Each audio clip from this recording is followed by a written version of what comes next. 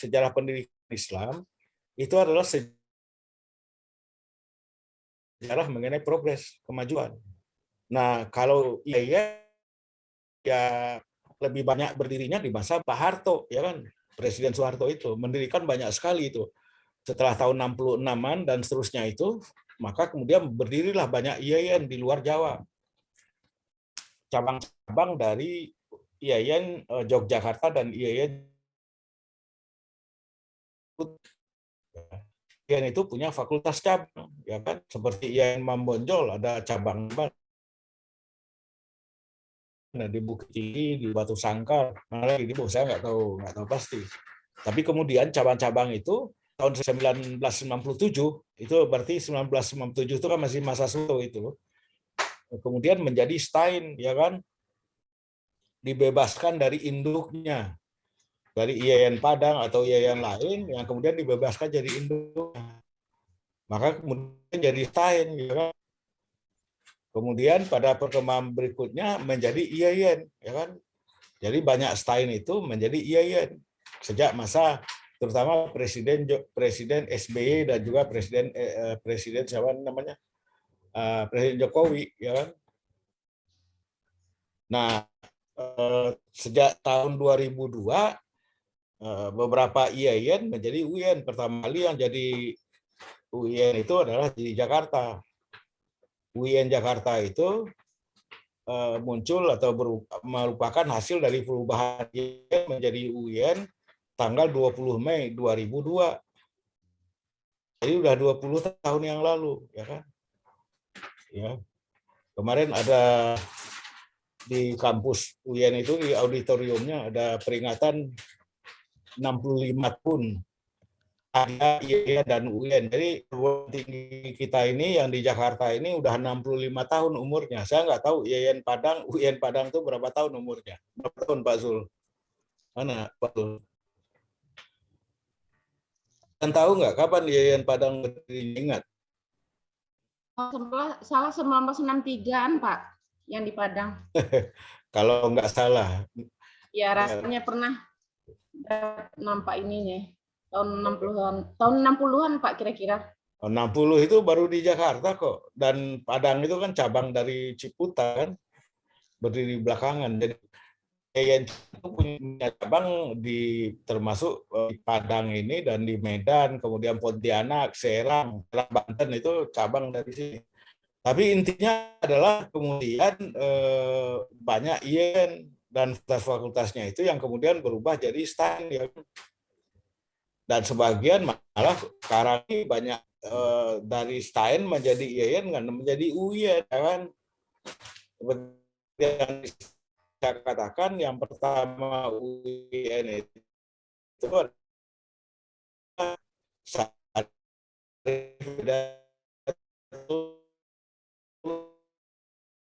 itu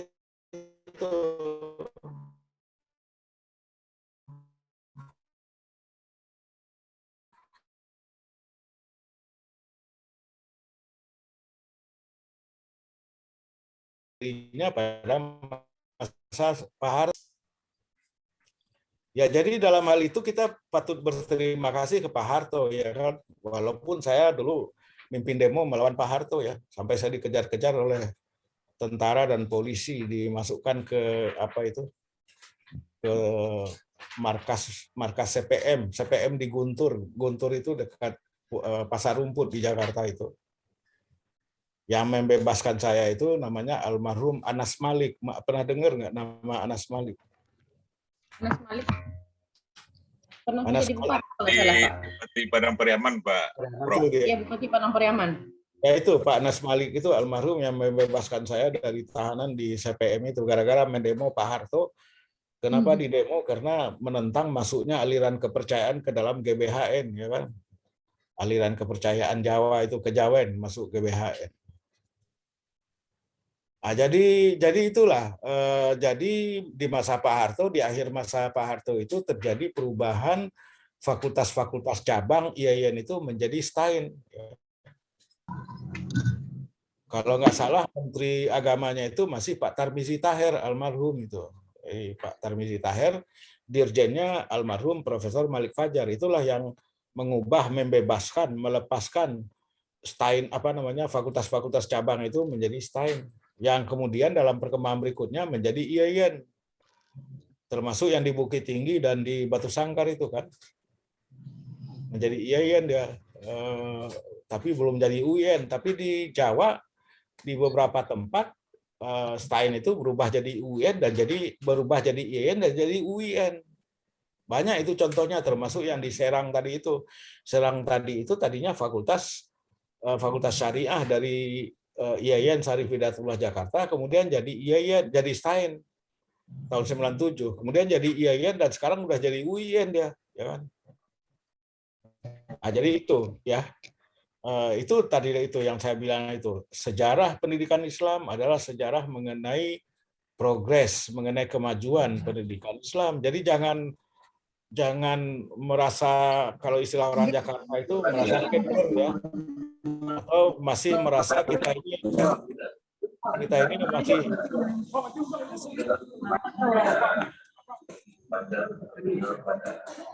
ini suaranya bocor. Coba ditutup dulu itu, Indah atau apa itu, suaranya bocor ya, ditutup dulu supaya tidak terganggu ya. Jadi itu ya. Jadi saya kira kemajuan paling signifikan itu terjadinya pada akhir masa Pak Harto dan pada masa reformasi. Ya, tahun 2002 itu Ciputat berubah jadi UIN, dan itu bukan saya kan pelakunya, aktornya, jadi saya mengalami betul bagaimana susahnya, bagaimana beratnya ya perjuangannya. Kalau sekarang mungkin lebih mudah. Kalau dulu saya ditentang bukan hanya sebagai rektor ya, sebagai yang ingin mendapat mandat untuk melakukan perubahan. Saya kan dapat mandatnya itu dari rektor sebelumnya. Rektor sebelum saya itu namanya Profesor Quraish Shihab, ya kan? Saya diangkat menjadi wakil rektor 1 bidang akademik. Saya dikasih mandat oleh Pak Quraish untuk menyiapkan naskah akademik perubahan IAIN menjadi universitas, ya kan? Kemudian Pak Quraish menjadi Menteri Agama dalam kabinet Pak Harto terakhir tahun 97. Tapi 98 bubar. Pak Harto mundur, kabinetnya juga mundur. Saya waktu itu WR1 ya kan. Saya ikut memimpin mahasiswa demo ke Senayan, ya, memimpin mahasiswa itu demo. Waktu 98 itu, Pak? Ya. Karena daripada mahasiswa jadi korban macam-macam, ya udah dipimpin lah gitu kan. Kemudian tahun 98 itu, akhir 98, bulan Oktober 1998, saya dipilih Senat menjadi rektor dan di SK-kan, mendapat SK-nya dari Presiden Habibie. Oktober 98. Saya menjadi rektor yang termuda di Indonesia waktu itu karena usianya baru 43 tahun. Biasanya kan jadi rektor itu akhir 50-an atau awal ya akhir 50 lah, 50-an. Nah, jadi itu. Nah, 4 tahun pertama itu ya menyiapkan naskahnya, membangun kembali kampus itu. Jadi kampus UIN Ciputat itu dibangun lagi dengan dana dari macam-macam sumber, dan juga membangun program-program akademiknya. Jadi membangun program akademik dan membangun kembali gedung-gedungnya, kampusnya. Ya. Jadi dulu kita punya, zaman saya kuliah tahun 76 itu saya masuk IAIN tahun 76, kita punya kampus itu cuma 1. Kalau setelah zaman saya itu kita punya beberapa kampus ya kan. Kampus 1, kampus 2 lah gitu. Nah, dalam program akademiknya saya kira sampai sekarang UIN Jakarta itu yang paling lengkap ya kan. Selain fakultas-fakultas ex-IAIN itu ada 5, tapi diperluas mandatnya, ya kan? Mandatnya diperluas. Fakultas-fakultas yang dulu itu, misalnya adab humaniora, dakwah dan komunikasi, ya kan? Apalagi syariah dan hukum, ya kan? Usuluddin dan filsafat, ya. Nah, itu fakultas-fakultas yang ex-IAIN yang diperluas mandatnya. Dulu almarhum profesor waktu itu menterinya yang ketika UIN itu IAIN itu menjadi menteri, menjadi UIN itu menteri pendidikannya, Mendiknasnya itu Profesor Malik Fajar.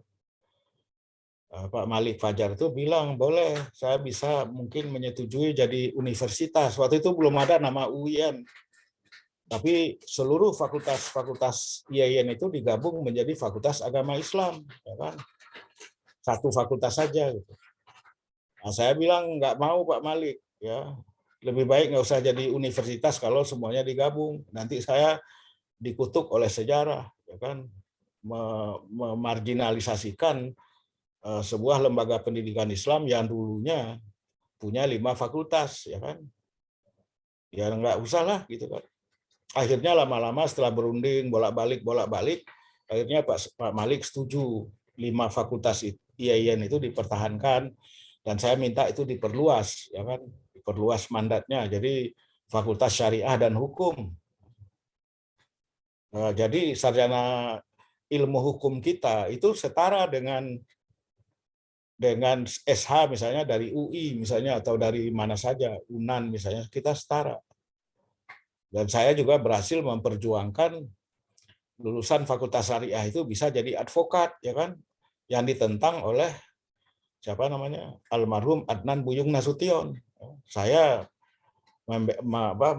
memperjuangkan itu ke Menteri Sekretaris Negara waktu itu Yusril Ihza Mahendra, ya kan. Jadi begitu itu deh. Nah, jadi UIN Jakarta itu paling lengkap.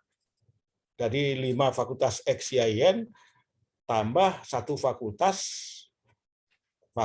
model Al-Azhar, ya kan, kerjasama dengan Al-Azhar. Sampai sekarang juga masih ada, namanya Fakultas Dirasat Islamiyah. Itu satu-satunya di Indonesia. Kerjasama. Kurikulumnya kurikulum Al-Azhar. Mahasiswanya harus hafal Quran, tahfizul Quran. Dulu 10 juz, sekarang 8 juz. Pembelajarannya semuanya dengan bahasa Arab, ya kan. Tidak ada di UIN Padang kan juga nggak ada itu, atau di UIN yang lain juga nggak ada. Itu adanya cuma di Jakarta itu. Kemudian yang lain apa? Yang lain tadi sudah saya sebut, misalnya ada Fakultas Saintek, Sains dan Teknologi. Ya. Kemudian ada apa lagi? Fakultas Psikologi, ya kan? Apalagi Fakultas Kedokteran dan Ilmu Kesehatan, ya. FKIK. Sekarang udah dipisah 2 menjadi Fakultas Kedokteran dan Fakultas Ilmu Kesehatan, ya kan? Kemudian ada lagi Fisip, Fakultas apa itu? Ilmu Sosial dan Ilmu Politik. Nah, tadi juga sudah saya sebut Fakultas Ekonomi dan Bisnis, ya. Jadi itu paling lengkap lah. Di tempat yang lain mungkin nggak ada Fisip, tidak ada kedokteran, ya kan. Kedokteran itu mungkin 5 tahun yang lalu ada bertambah di Malang sama di Makassar, ya kan. Saya nggak tahu apakah di Padang nanti UIN Padang ini bisa punya kedokteran. Wallahu a'lam. Karena menurut saya sih itu memerlukan perjuangan yang keras dan memerlukan dana besar, ya. Kalau tidak punya nyali ya nggak bisa. Punya nyali untuk mendirikan, bernegosiasi, dan punya nyali juga untuk nyari duitnya, gitu kan, begitu. Nah, jadi itu. Nah, kenapa harus UIN, ya kan? Saya memang banyak yang menentang, ya kan, termasuk yang menentang itu misalnya almarhum Nurholis Majid. Kata Cak Nur, dia bilang jangan Anda ubah itu, sudahlah. IAIN itu sudah punya merek gitu kan, sudah terkenal gitu kan. Ya, jadi jangan diubah. Kalau nanti diubah nanti keunggulan dalam ilmu-ilmu keislaman itu menjadi hilang gitu kan. Tapi saya datangi Cak Nur, saya berargumen dengan dia gitu. Yang lain yang menentang itu adalah namanya Din Samsudin. Din Samsudin, teman saya seangkatan di Ciputat, sama-sama masuk kuliahnya 76 tuh, Pak Zul. Din Samsudin juga bilang begitu, ya udahlah Anda ini macam-macam katanya ke saya, ya kan.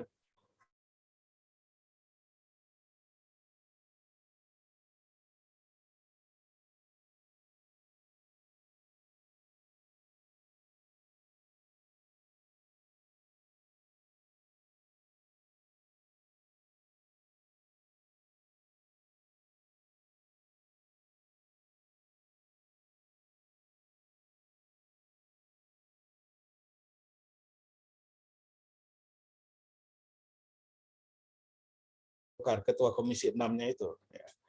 Nah, saya jawab ketika dia bilang sekuler begitu itu, saya tanya sama dia. Dulu waktu istri Bapak hamil, dokter yang memeriksa kandungan istri Bapak itu laki apa perempuan? Lama dia nggak menjawab itu. Akhirnya dia jawab juga, laki-laki Pak, gitu kan. Kok bisa gitu kan? Ya kan darurat. Fikih kita membolehkan asalnya darurat. Sampai kapan kita darurat, Pak? Kalau misalnya kita nggak bikin fakultas kedokteran, ya kan? Kita nggak bisa mengharap misalnya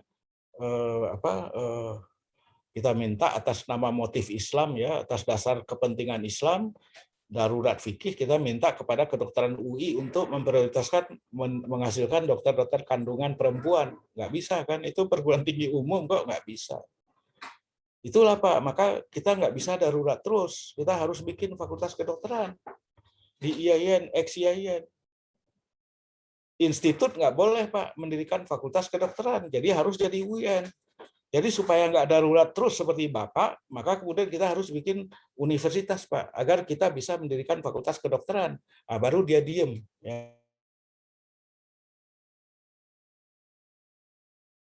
Jadi tidak ada itu. Jadi memang ada orang yang membayangkan sekularisasi. Sekularisasi apa?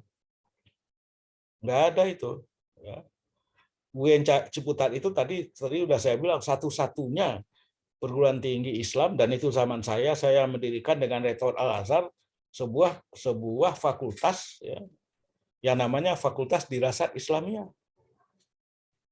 Jadi nggak bisa kalau ngomong sekuler nggak ada. Dan di Ciputat ini yang namanya prodi-prodi agama itu tetap banyak peminatnya, ya kan, usuluddin, tafsir hadis, ahwal usasiyah, tidak pernah kekurangan peminat, ya. Walaupun dulu saya berhadapan juga dengan Menteri Agama almarhum Maftuh Basuni, karena Pak Maftuh Basuni itu bilang jurusan agama di IAIN itu berkurang mahasiswanya karena munculnya, kata dia, karena ada UIN. Pada zaman Pak Maftuh Basuni itu sudah ada 6 UIN, ya kan, 6 UIN itu termasuk Pekanbaru, Bandung, Jogja, tentu saja Ciputat dan Makassar, itu ada 6. Ya. Nah, saya hadapi itu, saya datangin itu Pak Maftuh Basuni. Pak Maftuh, Bapak sering sekali bilang bahwa gara-gara UIN ini peminat jurusan agama itu berkurang.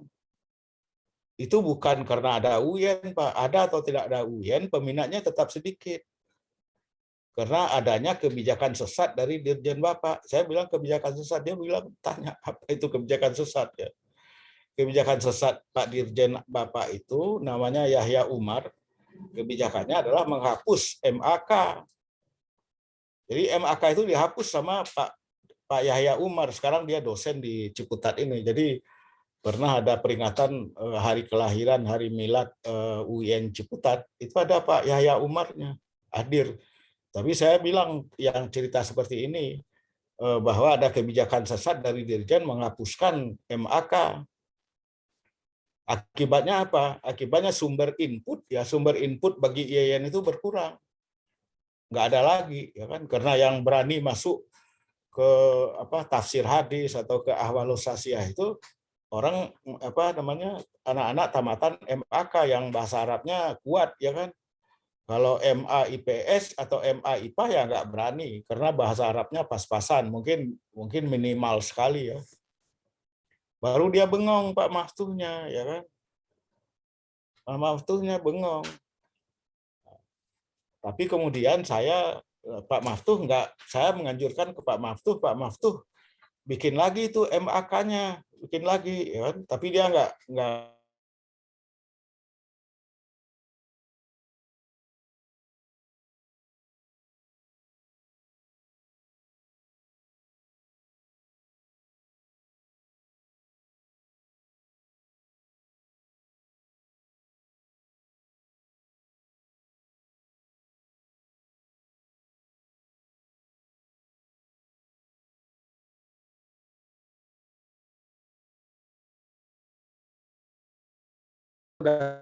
ditutup itu.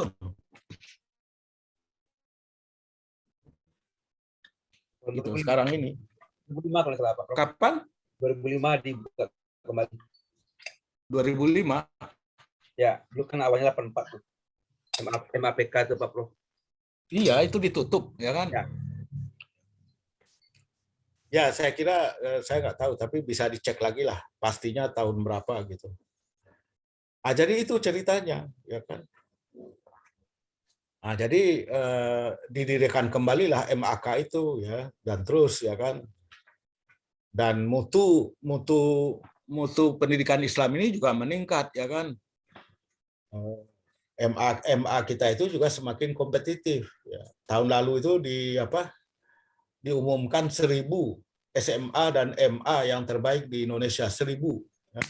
1.000 SMA dan MA yang terbaik. Nah, di ranking atas itu, paling atas itu adalah MA Insan Cendekia di Serpong. Madrasah Aliyah Insan Cendekia. Ya, sekolah-sekolah negeri juga meningkat mutunya. Makanya kemudian sekolah-sekolah Kristen dan Katolik banyak yang tutup karena kekurangan murid. Karena apa? Karena banyak keluarga Muslim kelas menengah sekarang mengirim anaknya ke sekolah-sekolah Islam, ya kan? Al-Azhar atau kalau di Padang ini saya nggak tahu sekolah Islam yang favorit itu apa sih?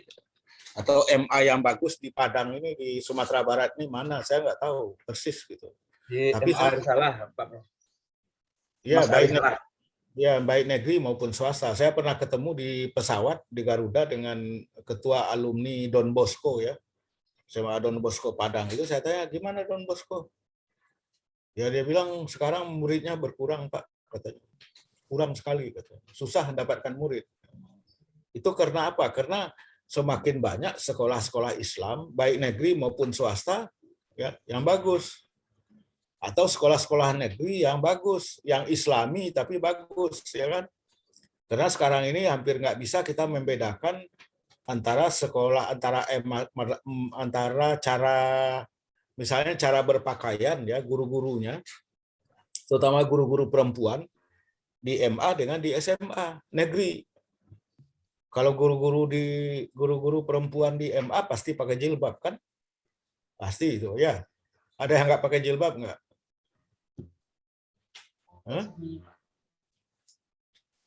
Nah, di SMA kan juga begitu. Di SMA itu guru-guru perempuannya juga pakai jilbab juga, ya kan? Jadi apa bedanya antara yang Madrasah Aliyah Negeri di bawah Kementerian Agama dengan SMA Negeri di bawah Kemendikbud? Hampir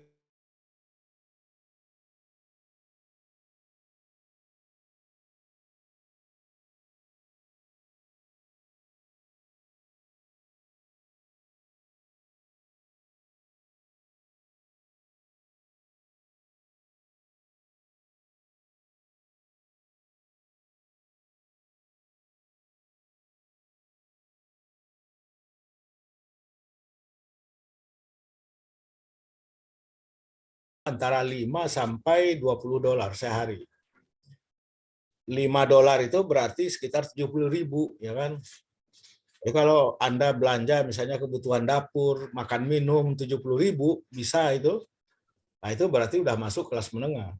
Kalau $20 sehari, belanjanya $20 berarti sekitar 280.000 rupiah, ya kan? Kalau dolar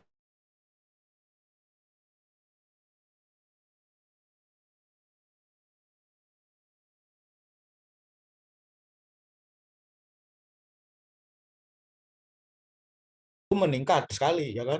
Di Jawa terutama. Karena apa? Karena seperti yang tadi saya katakan, pesantren-pesantren di Jawa ini punya aset yang lebih banyak, lebih luas, tanahnya juga lebih luas. Jadi melakukan ekspansi itu lebih mudah. Kalau di Sumatera Barat susah melakukan ekspansi karena tanahnya terbatas. Saya pernah datang ke Candung itu, pengurus pengelola pendidikan di Candung itu mengeluh, ini minat orang sekolah ke sini, belajar ke sini, orang tua itu meningkat, dan kita memerlukan tambahan tempat belajar dan tambahan asrama santri, tapi nggak punya tanah lagi. Kita mau beli nih yang punya tetangga ini, tapi tetangganya mau jual tapi dengan harga yang sudah 2-3 kali lipat, ya kan? Nah, jadi jangankan memberikan wakaf, harganya saja kalaupun dibeli itu sudah ditingkatkan, dilebih-lebihkan gitu. Nah, jadi itulah apa yang kita hadapi di Sumatera Barat. Jadi oleh inilah salah satu faktor kenapa pendidikan Islam di Sumatera Barat agak susah majunya. Bukan hanya pendidikan Islam, pendidikan secara umum lah. Itu susah. Saya termasuk di antara salah satu orang yang ikut di dalam tim dari Jakarta yang ingin ikut memajukan INS kayu tanam. Dulu itu termasuk dengan Profesor Emil Salim, Profesor Farid Anfasa Muluk, mantan Menteri Kesehatan, di bawah pimpinan Profesor Fasli Jalal, ya kan? Nggak maju-maju itu. Sekarang malah kemudian kita kena nggak maju-maju, akhirnya kemudian Ibu Nurhayati Subakat itu yang Wardah menyediakan beasiswa, ya kan? Bikin itu di INS itu ada restoran, ya kan? Ada macam-macam lah, ada pemancingan macam-macam. Nah, tapi kayaknya masih minat itu masih kurang itu. Misalnya dibandingkan dengan Diniah Putri Padang Panjang atau dengan Parabek ataupun dengan Candung itu masih kurang, masih kalah INS itu. Nah, jadi saya juga nggak ngerti kenapa bisa terjadi seperti itu, ya kan? Perlu penjelasan sosiologis dan psikologis mengenai itu. Kenapa warga Minangkabau itu, warga Minang ini tidak tertarik itu. Misalnya kita nggak punya betul-betul sekolah yang betul-betul favorit, ya kan, di Sumatera Barat ini nggak punya, belum punya. Saya nggak tahu yang kayak apa. Mungkin Arisalah itu yang tadi disebut mungkin punya memberikan harapan ya. Nah, tapi itulah. Nah, saya kira itu saja. Karena waktunya tinggal berapa menit lagi nih? Ya, 9 menit lagi. Ya. Jadi saya stop aja di situ supaya kalau ada yang bertanya ya silakan deh.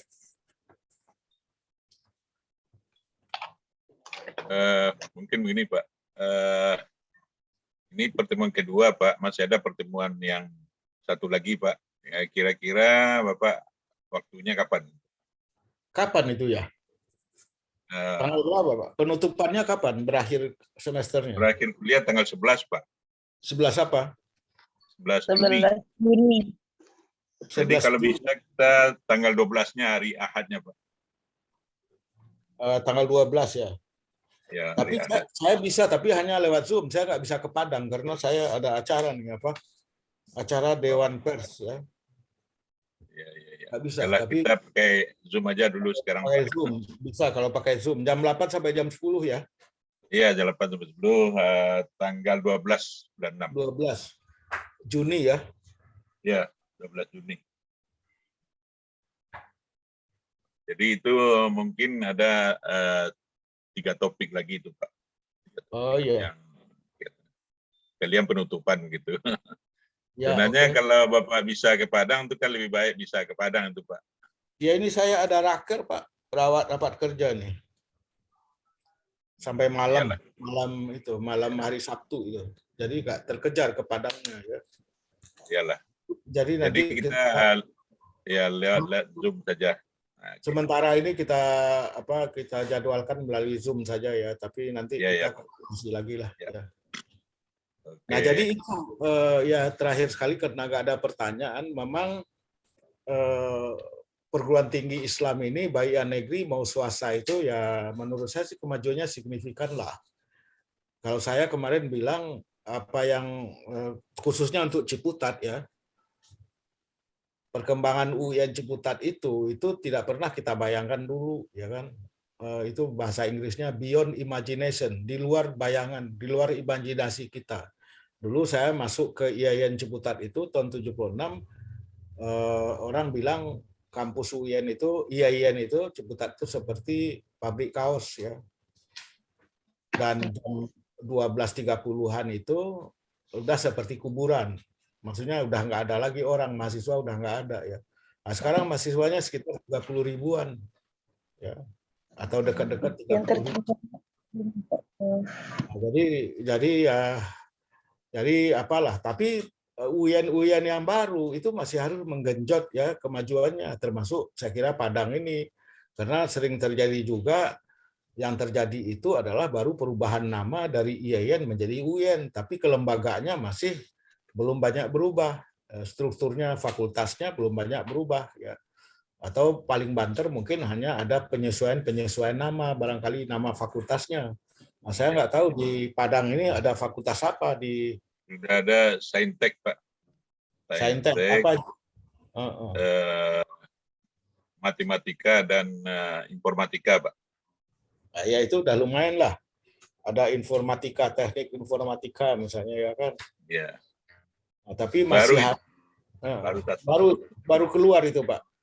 Iya, sudah 4 tahunan lah. Iya.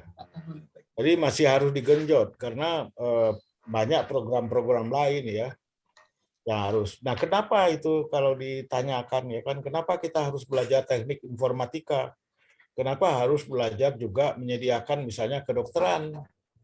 Kalau di Ciputat itu ada misalnya juga ada agrobisnis misalnya ada itu ya. Kenapa harus ada ya kan? Kalau saya mengatakan anak-anak Islam itu ya harus ada yang tafakuh fil fiqh. Tafakuh fil fiqh itu artinya belajar sungguh-sungguh dalam bidang fikih.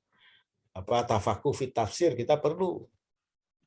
Atau tafakuh fil ahwali syahsiyah perlu ya.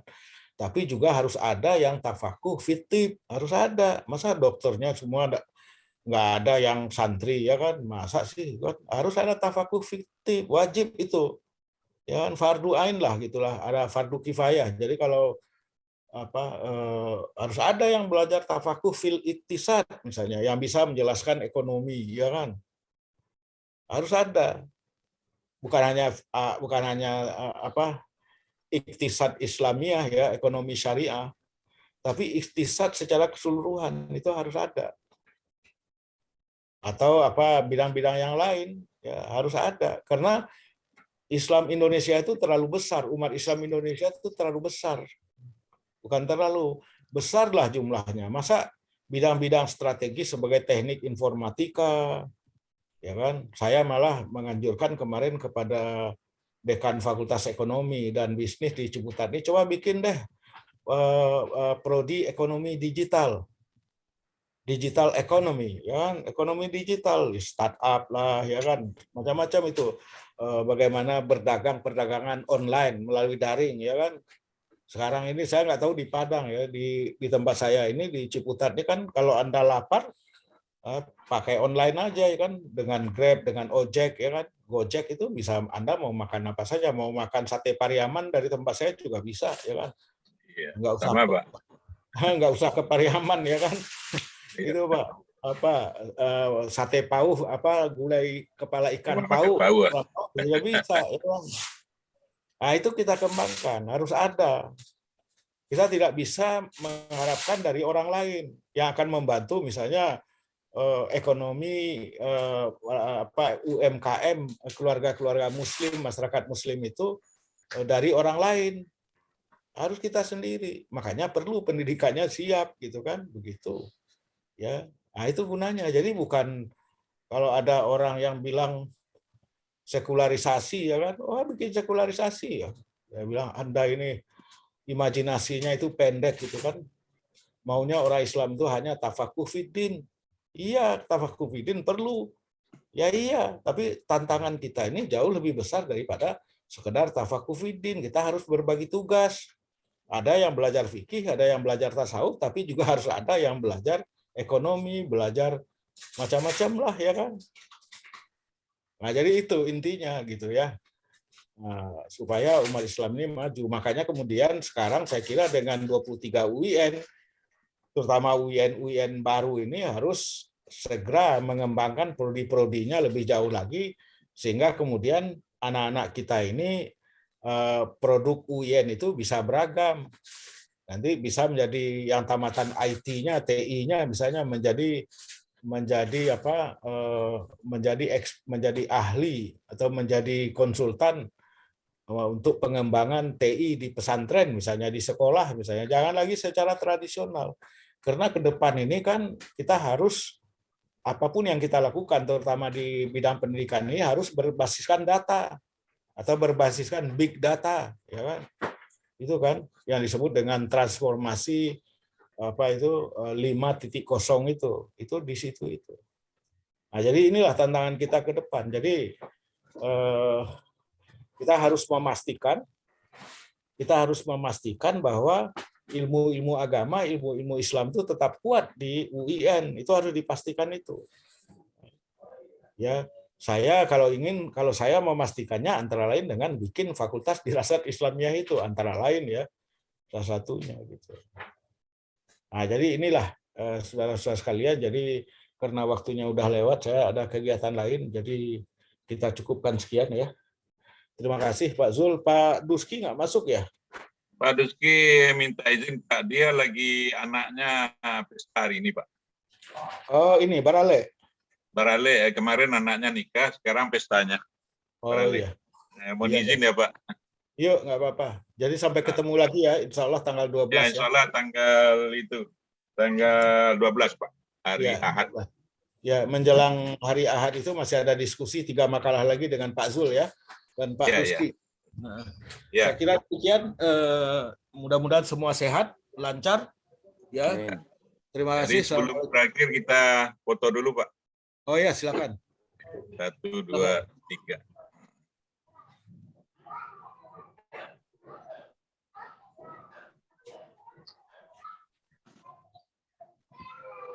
Terima kasih.